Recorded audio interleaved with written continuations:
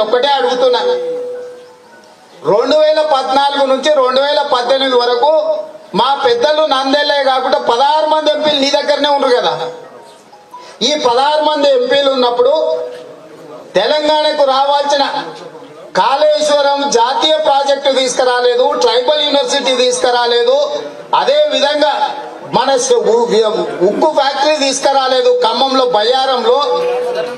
AIIMS తీసుకురాలేదు Kazipet railway coach factory తీసుకురాలేదు ప్రత్యేక నిధులు కూడా తీసుకురాలేదు 16 మంది ఎంపీలు నీ దగ్గర ఆల్రెడీ ఉన్నారు 16 మంది ఎంపీలు పార్లమెంట్ లో పల్లికలు ఇచ్చిండ్రు తప్ప ఏ ఒక్క రోజైనా ప్రాణహిత చేవలకు జాతీయ ప్రాజెక్టు కావాలనో బయ్యారంలో స్టీల్ ఫ్యాక్టరీ కావాలనో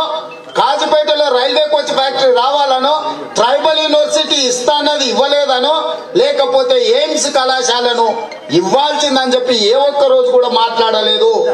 మళ్ళా 16 మంది గెలిస్తే ఏం చేస్తావు ఎవరిని కమ్ముతావు కాంగ్రెస్ గెలిస్తే రాహుల్ గాంధీ ప్రధానమంత్రి అవుతాడు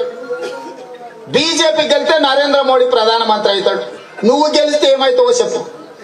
వార్తావాణి న్యూస్ ఛానల్ ఎప్పటికప్పుడు రాజకీయ సినీ విశేషాలు స్పోర్ట్స్ మరియు సాంకేతిక పరమైన మరెన్నో విషయాలను మన ముందుకు తెస్తుంది మరింత సమాచారం కొరకు వార్తావాణి న్యూస్ ఛానల్ ని సబ్స్క్రైబ్ చేయండి